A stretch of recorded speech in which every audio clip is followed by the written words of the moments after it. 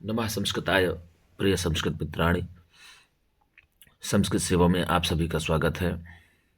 हम लोग पढ़ रहे हैं महाकवि भारवी द्वारा विरचित किरातार्जुन महाकाव्य का प्रथम सर्ग, जिसमें हम लोगों ने अभी तक 1 से 44वें श्लोक का अध्ययन पढ़ लिया है और वंशज छंद को हम लोगों ने पूर्ण कर लिया है। अब आज इसी के क्रम में 45वां श्लोक है।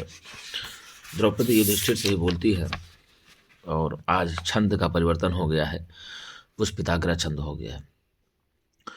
हम लोगों ने पढ़ा था 44वें श्लोक में कि अतः क्षमामेव निरस्त विक्रमः चिराय परिये सुखस्य साधनम विहाय लक्ष्मीपति लक्ष्मीकारकम जटाधरा संशोधि पावकम। यदि तुम शांति को ही चिरकाल तक सुख के लिए साधन मानते हो तो ये लक्ष्मीपति जो राजाओं की राज चिन्ह स्वरूप धनुष को त्याग दो और धनुष को त्याग करके जटा धारण करके जटा को बढ़ा करके आप आराम से जंगल में हवन कीजिए। क्या कीजिए? हवन कीजिए। ऐसा द्रौपदी ने 44वें श्लोक में युधिष्ठिर को कहा था। अब 45वें श्लोक में युधिष्ठिर धर्म के प्रति प्रतिबिंब थे। इस कारण से ही वे सभी नियमों सप्तवादी का यथावत पालन करते थे। इसीलिए कारण ही है कि युद्ध क्रीड़ा में 13 वर्ष के वनवास को स्वीकार करके उनका पालन कर रहे थे, किंतु द्रौपदी राजनीति के अनुसार वचन पालन को आवश्यक नहीं मानती है। इसलिए अब इस श्लोक में द्रौपदी जो है 45वें में अपने वचन को भंग करने की बात युधिष्ठिर से कहती है कि आप जिस वचन को पालन कर रहे हैं वो वचन का पालन आप मत करिए, आप आराम से उस वचन को भंग करिए। ठीक है ना? तो द्रौपदी का एक तरफ कहना है कि वचन को भंग करिए, लेकिन युधिष्ठिर धर्मराज है। धर्मराज उनको ऐसे नहीं कहा जाता है। वो सारी लड़ाई धर्म से ही जीतना चाहते हैं, अधर्म का सहारा नहीं लेना चाहते। इस कारण से ही वो जो है प्रतीक्षा करते हैं। तो आइए अब देख लेते हैं द्रौपदी जी 45वें श्लोक में क्या कहती हैं। न समय परिरक्षणं क्षमं ते निकृति परेषु परेषु भूरिधाम्नः आरिषु हि विजयार्थिनः क्षितिसा विदधति सोपाधि संधि दूषणानि। न समय परिरक्षणं क्षमं ते निकृति परेषु परेषु भूरिधाम्नः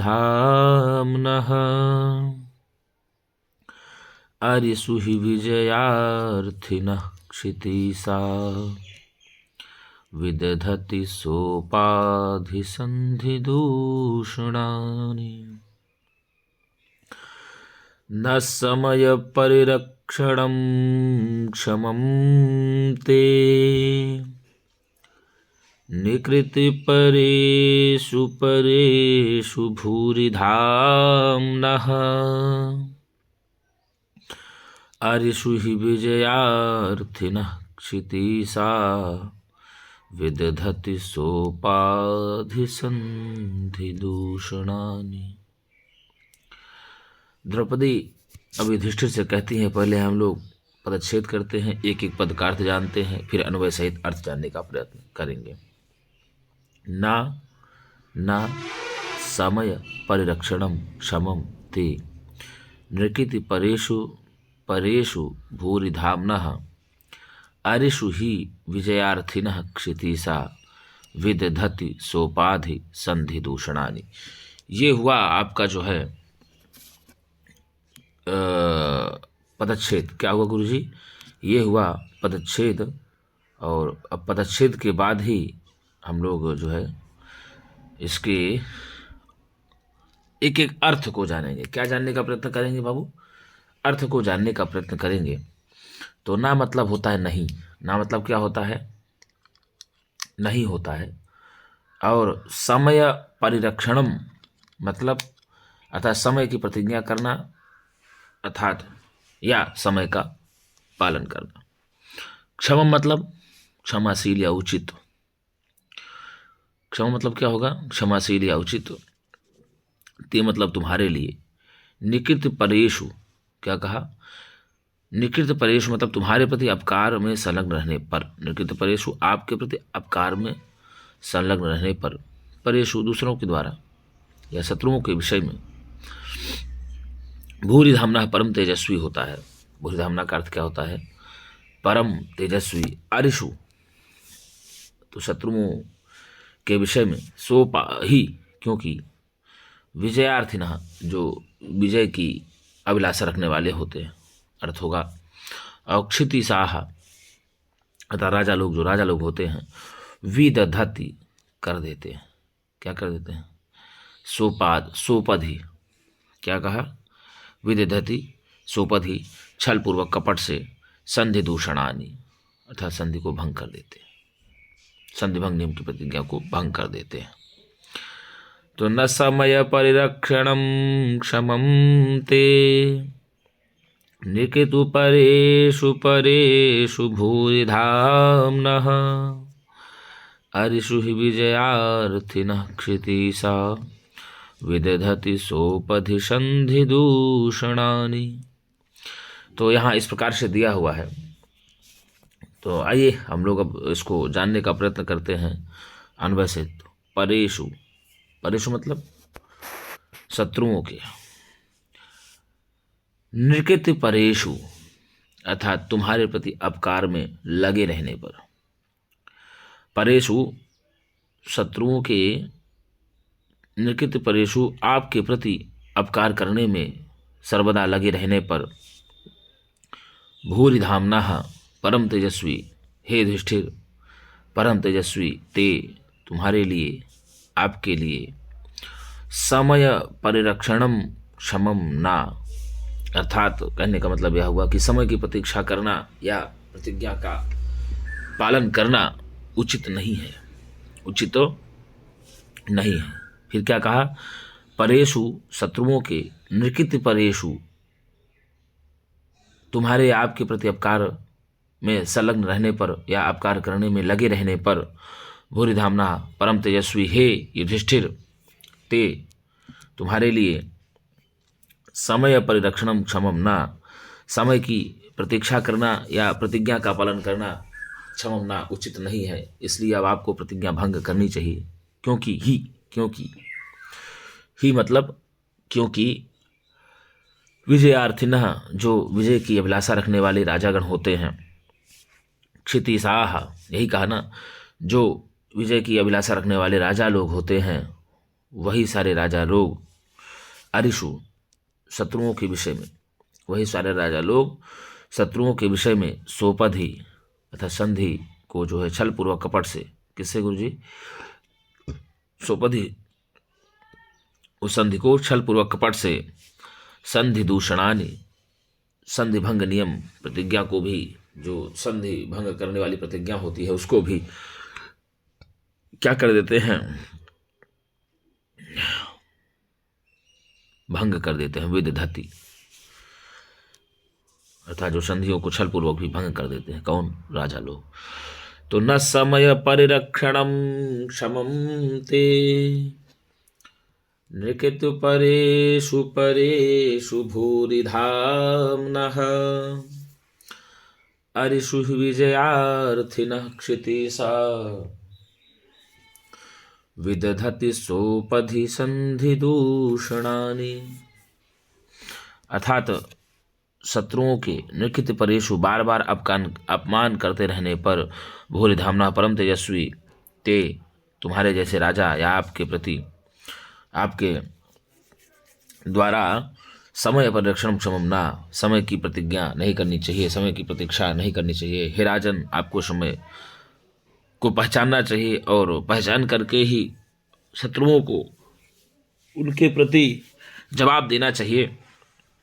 क्योंकि अरिषु शत्रुओं के विषय में विजयार्थिना क्षितिशाह जो विजय चाह रखने वाले राजागण होते हैं, वे सारे राजा लोग क्या करते हैं? सोपधि अर्थात छल पूर्वक संधि के नियमों को भी भंग कर देते हैं। छल पूर्वक ही संधि के नियमों को भंग कर देते हैं, या शत्रुओं के विषय में जो की गई संधि होती है उन संधियों को भी छल पूर्वक ही भंग कर देते हैं जो राजागण होते हैं। इसलिए आपको भी भंग कर देना चाहिए। अर्थात संधि के नियमों को छल पूर्वक भंग करने की बात कौन कर रही है? तो द्रौपदी कर रही है। संधि के नियमों को छल पूर्वक भंग करने की बात द्रौपदी किससे कर रही है? तो युधिष्ठिर से कर रहे हैं। किनसे कर रहे हैं गुरुजी? युधिष्ठिर से कर रहे हैं। और कैसे राजागण संधि को, नियम पूर्वक संधि को जो है छल पूर्वक भंग कर देते हैं? तो विजय चाहने वाले राजा लोग। कैसे राजा लोग? विजय चाहने वाले लोग। और किन पर विजय चाहने वाले राजा लोग संधि के नियमों को भंग कर देते हैं? तो शत्रुओं पर विजय की चाह रखने वाले जो राजा लोग होते हैं वह संधि को भंग कर देते हैं। और किसके द्वारा समय की प्रतीक्षा नहीं करनी चाहिए? तो युधिष्ठिर के द्वारा समय की प्रतीक्षा नहीं करना चाहिए। युधिष्ठिर के द्वारा समय की प्रतीक्षा नहीं करनी चाहिए, ऐसा कौन कहता है? तो द्रौपदी कहती है। कौन कहती है गुरुजी? द्रौपदी कहती है। द्रौपदी किनको कहती है कि युधिष्ठिर के द्रौपदी किनको कहती है कि समय की प्रतीक्षा अब नहीं करनी चाहिए? तो द्रौपदी युधिष्ठिर को कहती है कि समय की प्रतीक्षा अब नहीं करनी चाहिए। तो न समय परिरक्षणम क्षमं ते नृकृति परेषु भूरि धाम्नः अरिषु हि विजयार्थिनः क्षितिशा विदधति सोपधि संधि दूषणानि। शत्रुओं के आपके प्रति अपकार में लगे रहने पर, जो शत्रु हैं उन शत्रुओं के आपके प्रति अपकार में सर्वदा लगे रहने पर परम तेजस्वी आपके लिए समय की प्रतीक्षा करना उचित नहीं है। आपको समय की प्रतीक्षा अब नहीं करनी चाहिए, आपको जवाब दे देना चाहिए। अथवा संधि के नियमों की रक्षा करनी उचित नहीं है। अब संधि के नियमों की रक्षा करना बहुत उचित काम नहीं है, क्योंकि जो विजय की चाह रखने वाले राजा लोग होते हैं, जो विजय की इच्छा रखने वाला राजा लोग होते हैं, वह शत्रुओं के विषय में की गई संधियों को भी छल पूर्वक क्या करते हैं? भंग कर देते हैं। वही किस प्रकार की चाह रखने वाले राजा लोग शत्रुओं के विषय में की गई संधियों को छल पूर्वक भंग कर देते हैं? विजय की चाह रखने वाले, विजय की अभिलाषा रखने वाले, ठीक है ना। तो किसके प्रति बार बार अपकार हो रहा है? तो युधिष्ठिर के प्रति बार बार अपकार हो रहा है। युधिष्ठिर को यहाँ भूरिधामना पद से क्या बोध होता है? तो परम तेजस्वी बोध होता है। या परम तेजस्वी पद किसके लिए आया हुआ है? तो परम तेजस्वी पद युधिष्ठिर के लिए आया हुआ है। किसके लिए आया हुआ है? युधिष्ठिर के लिए आया हुआ है। विजयार्थिना क्षितिशा पद तो विजय चाहने वाले राजा लोगों के लिए कहा गया है, जो विजय चाहने वाले राजा होते हैं। तो यह, अब मान लीजिए प्रश्न पूछ ले कि विदधति सोपधि संधि दूषणानि, यह पंक्ति किस महाकाव्य से ली गई है? तो आप लोग बताएंगे यह पंक्ति किरातार्जुनीय महाकाव्य के प्रथम सर्ग से ली गई है। इस पंक्ति के वक्ता कौन है? इस पंक्ति की वक्ता है द्रौपदी। अब आइए एक एक शब्द का अर्थ देख लेते हैं। यहाँ ना जो है अव्यय है, नहीं के अर्थ में होता है, ठीक है ना। और समय परिरक्षणम में बता दें आपको, तो समय परिरक्षण शब्द है, यहाँ कारांत शब्द है, नपुंसक लिंग है, प्रथमा विभक्ति एक वचन का रूप है, ठीक है। क्या है गुरु जी? अकारांत नपुंसक लिंग शब्द रूप है, प्रथम व्यक्ति एक वचन का रूप होगा, समय परिरक्षण। और क्षमम में भी बता दें आपको, तो क्षम शब्द है, अकारांत त्रिलिंग है, और यहाँ पर नपुंसक लिंग में ही प्रयुक्त तो प्रथम व्यक्ति एक वचन होगा, ठीक है। और दिया है ते, तो ते वाम्बाह, यह वैकल्पिक शब्द है, युष्मत शब्द का सर्वनाम षष्ठी व्यक्ति एक वचन का रूप है। और निकित परेशु की बात किया जाए तो निकित पर शब्द है, निकित पर शब्द है, यह अकारांत पुल्लिंग शब्द है और सप्तमी व्यक्ति बहुवचन का रूप हुआ, ठीक है ना। और यह परेशु का विशेषण हो जाएगा। और परेशु शब्द का बात किया जाए तो परेशु शब्द जो है पर शब्द है, और यह भी अकारांत पुल्लिंग है और सप्तमी व्यक्ति बहुवचन का रूप हो जाता है। और भूरिधामना की बात किया जाए तो भूरिधामन शब्द है, यह हलंत पुल्लिंग है और षष्ठी व्यक्ति एक वचन का रूप है। और ते का यहाँ पर विशेषण है, भूरिधामना ते, आप जैसे राजा परम तेजस्वी जो है। और ते यहाँ आप जान ही रहे हैं, अस्मत् शब्द का ही, युष्मत शब्द का ही वैकल्पिक रूप षष्ठी व्यक्ति एक वचन का है। त्वम त्वाम त्वया तुभ्यम त्वत्व तत् त्वत् तव त्वयि ये चलता है रूप, और त्वा वाम्वाह द्वितीय में, ते वाम्वाह चतुर्थी में, और ते वाम्वाह षष्ठी में चलता है। तो इस प्रकार से वैकल्पिक रूप चलता है, तो हमने पहले ही बताया था। और आरिशु में तो बता दें आपको, जो है आरिशु में यह आर्य शब्द है, इकारांत पुल्लिंग है, सप्तमी व्यक्ति बहुवचन का है। ही भी यहाँ पर अव्यय है क्योंकि अर्थ में आता है। और विजयार्थी ना हमें आपको बता दें गुरु जी, तो विजयार्थिन शब्द है, तो विजयार्थिन शब्द है अनंत पुल्लिंग है और प्रथमा व्यक्ति बहुवचन का रूप है। एक तीसरा का विशेषण है किस प्रकार के राजा को, तो विजय चाहने वाले राजा लोग संधि को भंग कर देते हैं। ठीक है ना, क्या चाहने वाले राजा लोग संधि को भंग कर देते हैं? विजय चाहने वाले राजा लोग संधि को भंग कर देते हैं। क्षितिशाह, तो भैया क्षितिशा शब्द है, क्षितिज शब्द है, यह अकारांत पुल्लिंग का है, प्रथमा व्यक्ति बहुवचन का रूप है। क्षितिशाह, क्षितिशौ, क्षितिशाह रूप चलता है। ठीक है। और विदधति की बात यदि किया जाए तो विदधति क्या है, तो विदधति क्रियापद है, उपसर्ग पूर्वक धा धातु से ही लट लकार प्रथम पुरुष बहुवचन का रूप है विदधति। ठीक है। और सोपधि की बात किया जाए तो क्रिया विशेषण है सोपधि। सोपधि क्या है गुरु जी? क्रिया विशेषण है। और संधि दूषणानि की बात यदि किया जाए तो संधि दूषण शब्द है, अकारांत है, नपुंसक लिंग है, प्रथमा व्यक्ति बहुवचन का रूप है। तो इस प्रकार से हम लोगों ने पूरे का विभक्ति और वचन जान लिया। तो न समय परिरक्षणम क्षमम ते, किनके द्वारा आप समय की प्रतीक्षा नहीं करनी चाहिए? युधिष्ठिर के द्वारा समय की प्रतीक्षा नहीं करनी चाहिए। यह बात कौन कहती हैं? द्रौपदी कहती हैं। निकृति परेशु परेशु भूरि धामना, क्या कहा? निकृति परेशु परेशु धूरि धामना, शत्रुओं के आपके प्रति अब कार्य में लगे रहने पर परम तेजस्वी आपके लिए इतने समय अब समय की प्रतीक्षा करनी उचित नहीं है, इसलिए आपको समय प्रतीक्षा नहीं करना चाहिए। अरे सुई विजयार्थी ना क्षितिशा, क्योंकि संधि के नियमों की रक्षा करना उचित अब नहीं है, क्योंकि जो राजा लोग होते हैं, जो विजय की चाह रखने वाले राजागण होते हैं, वे सारे राजा लोगों के विषय में जो की गई संधियां होती हैं शत्रुओं के विषय में, वो सब संधि को छलपूर्वक भंग कर देते हैं। तो विदधति सोपधि संधि दूषणानि, ऐसा कौन कहती है? तो द्रौपदी कहती है। किनसे कहती है? राजा युधिष्ठिर से कहती है। किनसे कहती है? राजा युधिष्ठिर से कहती हैं। अब यदि इसमें पूछ लेगा कि समय परिरक्षणम में कौन सा समास है, तो समयस्य परिरक्षणम इति समय परिरक्षणम, क्या कहोगे? समयस्य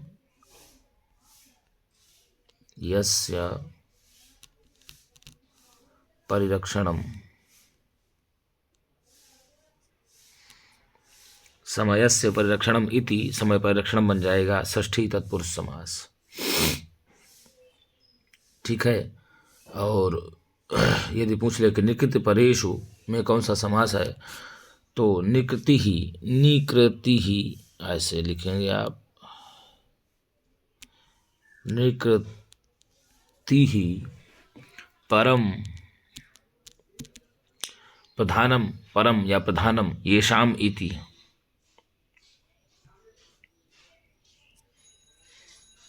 येषाम इति निकृति पराह बन गया और तेषु निकृति परेशु बन जाएगा। तो आप इसमें लगाएंगे गुरु जी बहुव्रीहि समास। कौन सा समास? निकृति परेशु में बहुव्रीहि समास। और भूरि धामना हमें, तो भूरि धाम यस्य सह इति भूरि धामा, क्या बना? भूरि धाम यस्य सह इति भूरि धामना बना, भूरि धाम यस्य सह इति भूरि धामा बना। कौन बना? भूरि धामा, भूरि धामा, और तस्य बन जाएगा भूरि धामना, तस्य भूरि धामना बन जाएगा। तो आपको बता दें इसमें भी बहुव्रीहि समास। कौन सा समास हो जाएगा? बहुव्रीहि समास, षष्ठी विभक्ति में लग करके। भूरि धाम यस्य सह इति भूरि धामा और तस्य भूरि धामना बन जाएगा, बहुव्रीहि समास हो जाता है। और क्षमम में तो आप जानते ही हैं, क्षमते इति क्षमम, क्षमते इति क्षमम हो जाता है। और आगे देख लीजिए, आगे दिया है क्षितिशाह, तो भैया क्षितेः भुवः ईशाः इति क्षितिशाः, क्या कहा? क्षितेः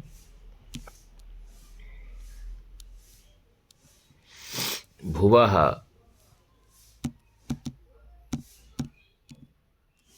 ईशाः इति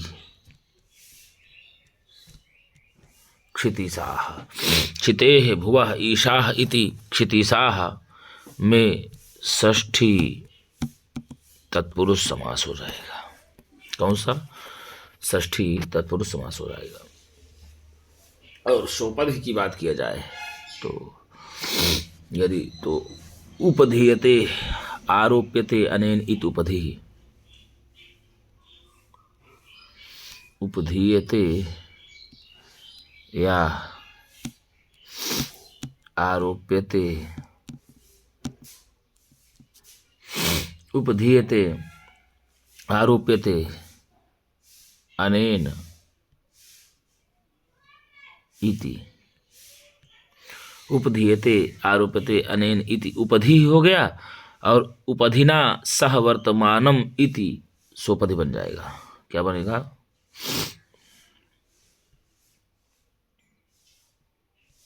उपधिना सह, उपधिना सह वर्तमानम इति, वर्तमानम इति सोपधि बन जाएगा। उपधिना सह वर्तमानम इति सोपधि बन जाएगा। तत् यथा स्यात् तथा बहुव्रीहि समास हो जाएगा। कौन सा समास हो जाएगा? बहुव्रीहि समास हो जाएगा। और संधि दूषणानि में बताया, संधीयते इति संधि क्या बनेगा? संधीयते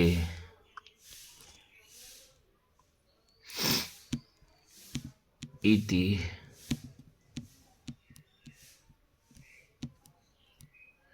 संधीयते इति संधि, कट गया देखो, संधीयते, संधीयते इति संधि, और तस्य संधेः दूषणान् इति, तस्य संधेः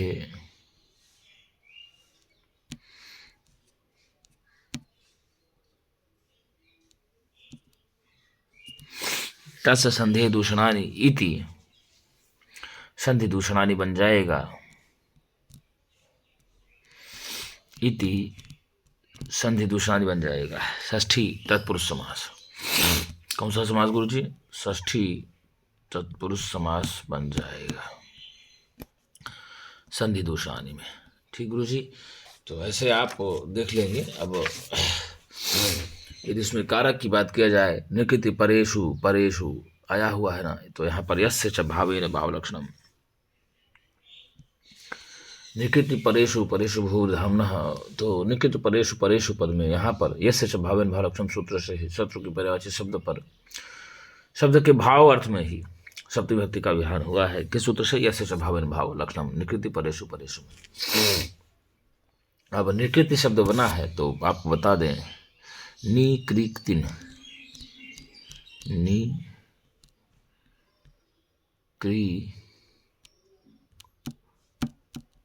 से बन गया निकृति। ठीक है ना? तो समय में अगर बात किया जाए तो सम ई अच, समय की बात किया जाए तो सम ई अच हो जाएगा। और परिरक्षणम की बात किया जाए तो परिरक्षणम की यदि बात किया जाए तो परिरक्ष, क्या कहा गुरुजी? परिरक्ष ल्युट हो जाएगा परिरक्षणम। ठीक है, परिरक्ष ल्युट होकर के, और क्षम में क्षम से अच हो जाएगा। क्षम में क्षम से अच, क्षम अच। ठीक, नियमित क्षम बन जाता है। और विजयार्थी ना हमें यदि बात किया जाए, किसमें गुरुजी? विजयार्थी ना हमें, तो वी जी अच, वी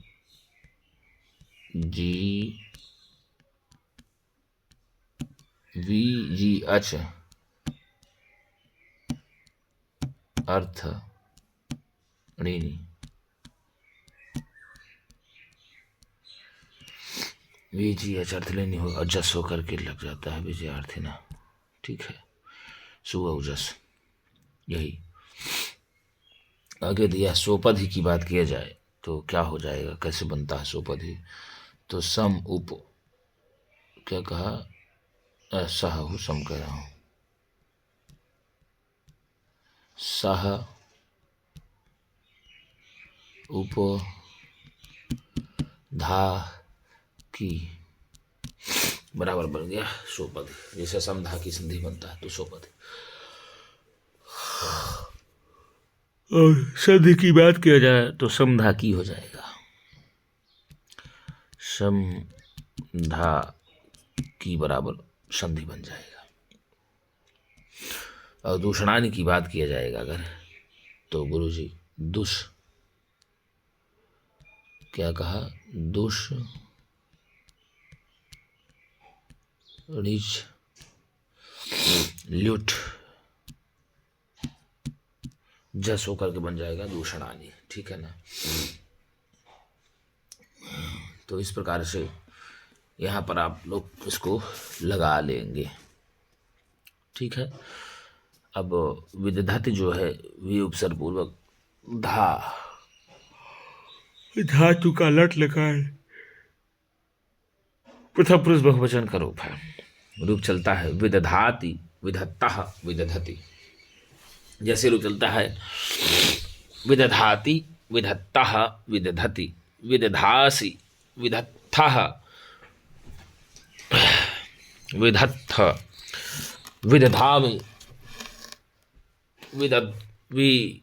विदध्वः, विदध्मः, ऐसे रूप चलता है। और यदि अलंकार की बात किया जाए मित्रों कि कौन सा अलंकार है, तो इसमें तीन अलंकार है। अर्थांतरन्यास भी है, यमक भी है और अनुप्रास भी है। कौन कौन सा अलंकार है? अर्थांतरन्यास, यमक और अनुप्रास अलंकार इस पद्य में दिया हुआ है। तीन अलंकार इसमें आए हुए हैं। तो यदि हमने अभी समय परिरक्षणम क्षमम ते, आप देखिए एक शब्द आ रहा है, और तो इस कारण से भिन्न भिन्न अर्थ भी हो जा रहा है। तो इस कारण से मकलंकार हो जाएगा। और अनुप्रास भी है, एक शब्द या एक वर्ण की बार बार आवृत्ति हो रही है तो अनुप्रास अलंकार भी हो जाएगा। और अर्थांतरन्यास अलंकार भी गुरुजी हो जा रहा है, क्योंकि आप लोगों ने पढ़ा ही था यत्तु सोर्थांतरन्यासः साधर्मेण तरेण वा सामान्यम वा विशेषो वा तदन्येन समर्थते यत्तु सोर्थांतरन्यासः साधर्मेण तरेण वा। ऐसा आप लोगों ने पढ़ा था कि जहाँ पर सामान्य बात का विशेष के द्वारा समर्थन होने अथवा विशेष कथन का सामान्य कथन के से समर्थन होने पर अर्थांतरन्यास अलंकार घटित होता है। यह जो श्लोक है यहाँ पर दिया ही गया, समय परिरक्षणम क्षमम न क्षमम, इस विशेष कथन का विद्यार्थिनः क्षितिशाः अरिषु संधिदूषणानि सोपधि विदधति, इस सामान्य कथन से समर्थन होने के कारण यहाँ पर अर्थांतरन्यास अलंकार हो जाता है। किसके द्वारा गुरुजी? तो आपको पहले बताया कि कौन सा है, तो ये इसमें दिया हुआ है कि ते समय परिरक्षणम क्षमम ना, क्या कहा, ते समय परिरक्षणम क्षमम ना, ये विशेष कथन का। और क्षितिशाः अरिषु विजयार्थिनः, क्षितिशाः अरिषु विजयार्थिनः संधिदूषणानि सोपधि, तो इस विशेष कथन का जो ना यही से सामान्य के साथ समर्थन होने के कारण यहाँ पर अर्थांतरन्यास अलंकार होता है। और यमक अलंकार तो हमने पहले बता दिया आपको कि निकित परेषु, परेषु दिया हुआ है ना, तो गुरुजी इसमें परेषु की आवृत्ति होने के कारण ही यमक अलंकार हो जाता है। ठीक है, परेषु परेषु की। और अनुप्रास की यदि बात किया जाए तो मैंने पहले ही कहा था कि अनुप्रासा शब्द सौम्यम वैषम्ये पे सुरस्यथ, अर्थात जहाँ पर स्वरों की समानता हो चाहे ना हो, किंतु एक समान ही अनेक व्यंजन वर्णों की आवृत्ति जहाँ पर होती है वहाँ पर अनुप्रास अलंकार होता है। तो देख लीजिए आप इस पद्य में जो है रा और विदधति सोपधि संधि दूषणानि में धा वर्ण की अस्कृत आवृत्ति हुई है, बार बार आवृत्ति हुई है। रा की भी और धा की भी आवृत्ति बार बार हो गई है। इस कारण से अब देख लीजिए, निकृति परेषु परेषु भूरि धाम्नः विदधति सोपधि संधि दूषणानि। तो इस कारण से ये व्यंजन वर्ण की बार बार आवृत्ति होने के कारण से ही यहाँ पर जो है अनुप्रास अलंकार हो जाता है। तो गुरु जी इसमें अनुप्रास, यमक और जो है अर्थांतरण, रसलंग, तीन अलंकार है। और छंद की बात किया जाए तो इस श्लोक में पुष्पिताग्रा छंद है। पुष्पिताग्रा छंद का लक्षण ही होता है आयुजि नयुग रेफ तो यकारो युजि च न जौजर्गाश्च पुष्पिताग्रा न शमय परिरक्षणं क्षमं ते आयुजि नयुग रेफ तो यकारो युजि च न जौजर्गाश्च पुष्पिताग्रा निकृति परेषु परेषु भूरि धाम्नः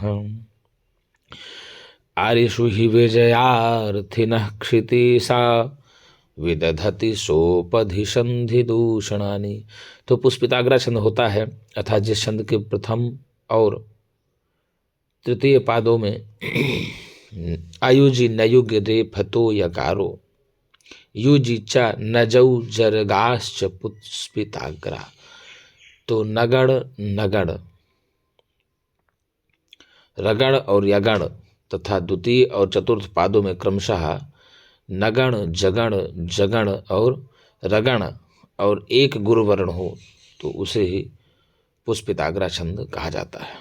तो मित्रों, यहाँ पर द्रौपदी अब कहती है कि न समय परिरक्षणम क्षमं ते निकृति परेषु परेषु भूरि धाम्नः अर्षु विजयार्थिनः क्षितिसा विदधति सोपाधि संधि दूषणानि।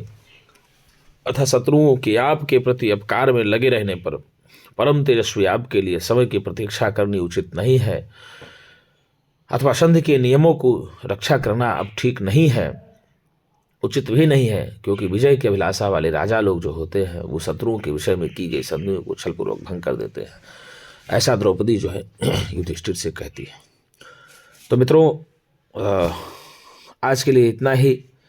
हम पुनः एक नई वीडियो के साथ आपके सामने मिलेंगे। तब तक के लिए नमः संस्कृताय, शुभ रात्रि।